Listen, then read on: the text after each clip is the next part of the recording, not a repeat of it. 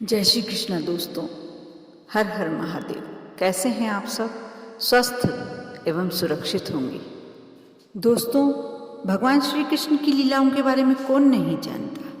उनकी लीलाओं को सुनना और देखना अपने आप में ही बहुत सुंदर अनुभव है।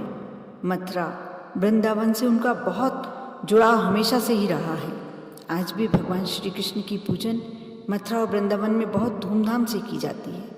गोपाष्टमी मथुरा और वृंदावन और अन्य क्षेत्रों में बहुत महत्वपूर्ण त्योहारों में से एक है, क्योंकि ये भगवान श्री कृष्ण और गायों को समर्पित होता है। आप जानते हैं गोपाष्टमी क्यों मनाया जाता है? यह भगवान श्री कृष्ण जब पिता नंद बाबा से भगवान श्री कृष्ण ने कहा था कि मैं आज से बड़ा हो गया हूँ, जब वह 6 वर्ष के थे, उन्होंने अपने मैया यशोदा से कहा, मैया मैं बड़ा हो गया हूँ, मैं बछड़ों को चारण करने के लिए नहीं, गायों को चारण करने के लिए ले जाऊँगा। माँ यशोदा कहने लगी, लल्ला आप बहुत छोटे हो, कैसे ले जाओगे? यह दिन वही दिन है जिस दिन भगवान श्री कृष्ण ने गोपालन की जिम्मेदारी ली थी, गोचारण की जिम्मेदारी ली थी। यह शुभ दिन हिंदू महीने के कार्तिक शुक्ल पक्ष की अष्टमी तिथि को पड़ता है, जो आज 11 नवंबर के दिन है। पौराणिक मान्यताओं के अनुसार इस दिन भगवान श्री कृष्ण और उनके बड़े भाई बलराम पहली बार वृंदावन में गायों को चराने के लिए गए थे। इसके अलावा माता राधा रानी ने भी धोती और वस्त्र धारण करके खुद को एक लड़के के रूप में प्रच्छन्न किया था और फिर अपने साथी के साथ गाय चराने के लिए भगवान श्री कृष्ण के साथ शामिल हो गई थी। दोस्तों, हिंदू धर्म में तो वैसे ही सदैव गौ माता को पूजनीय माना जाता है, उनकी पूजा का विधान बताया जाता है।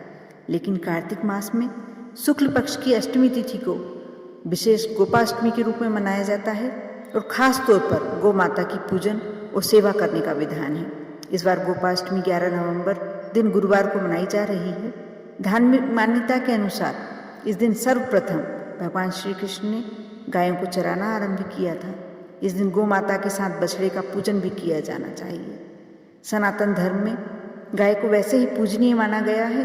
शास्त्रों के अनुसार गाय में 33 कोटि देवी देवताओं का वास होता है। दोस्तों, ऐसी मान्यता है कि यदि गोपाष्टमी के दिन विधि विधान से गाय का पूजन और सेवा की जाए तो देवी देवताओं का पूरा आशीर्वाद प्राप्त होता है। गाय की पूजन करने से श्री कृष्ण प्रसन्न होते हैं और अपने भक्तों पर कृपा बरसाते हैं। गोपाष्टमी पर गाय की पूजा करने से घर में सुख, समृद्धि और शांति का वास होता है। यदि हम श्रद्धा के साथ गोपाष्टमी के दिन गौ माता और गिरधर की पूजन करते हैं, साथ ही कथा पढ़ते हैं, कथा सुनते हैं, तो अक्षय पुण्य की प्राप्ति होती है। साथ ही लक्ष्मी की विशेष कृपा आप पर बनी रहती है। गोपाष्टमी की कथा आप अवश्य इस दिन सुने, जो इस प्रकार है। गोपाष्टमी के संबंध में मिलने वाली कथा के अनुसार सर्वप्रथम कृष्ण जी जिस दिन गोचरण के लिए पहली बार घर से निकले थे, वे कार्तिक मास में शुक्ल पक्ष की अष्टमी तिथि ही थी। इसीलिए इस तिथि को गोपाष्टमी के रूप में मनाया जाता है।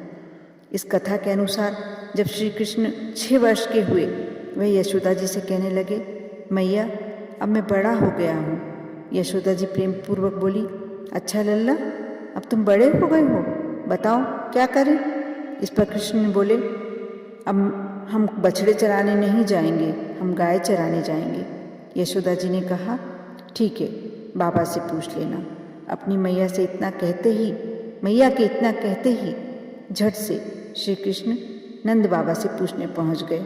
नंद बाबा ने कहा, लल्ला अभी तो तुम बहुत छोटे हो, अभी तुम बछड़े ही चराओ। लेकिन कन्हैया हट करने लगे। तब नंद जी ने कहा, ठीक है लल्ला, तुम पंडित जी को बुला लाओ, वह गोचारण का मुहूर्त देखकर बता देंगे। बाबा की बात सुनकर श्री कृष्ण कन्हैया झट से पंडित जी के पास पहुंच गए और बोले, पंडित जी, आपको बाबा ने बुलाया है, गोचारण का मुहूर्त देखना है। आज आप मुहूर्त बता देना, मैं आपको बहुत सारा माखन दूंगा। पंडित जी नंद बाबा के पास पहुंचे। वो बार बार पंचांग देखकर गणना करने लगे।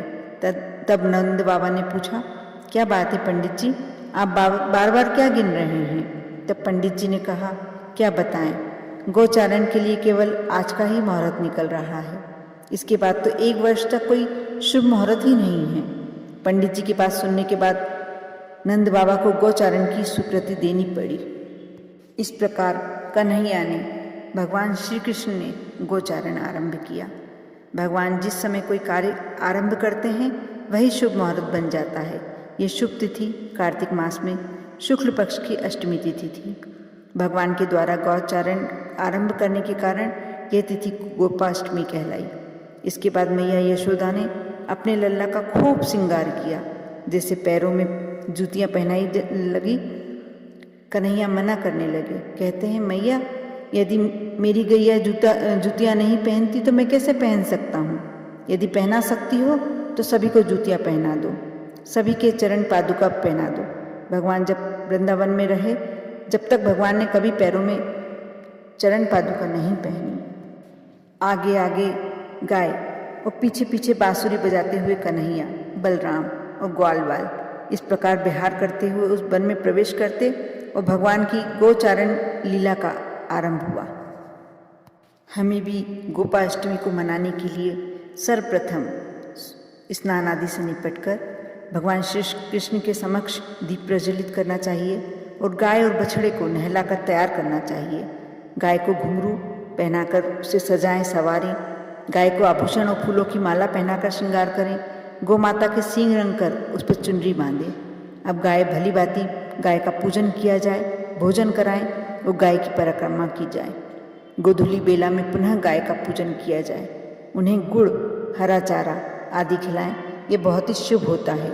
इस प्रकार यदि आप गाय का पूजन करते हैं तो आपको सभी सुखों की प्राप्ति होती है। यदि आपके घर में गाय नहीं हो तो आप गौशाला में जाकर गाय का पूजन कर सकते हैं। आप गोपाष्टमी के दिन गौ माता की जब पूजन करते हैं, एक उपाय अवश्य करें। आप कोई भी मनोकामना लेकर गाय के चरणों की मिट्टी उठाकर अपने मस्तक पर लगाएं और उसी समय जो भी आपके मन में इच्छा है, आपकी मनोकामना है, आप बोलें। श्री कृष्ण की कृपा से आपकी वह मनोकामना अवश्य पूर्ण होगी।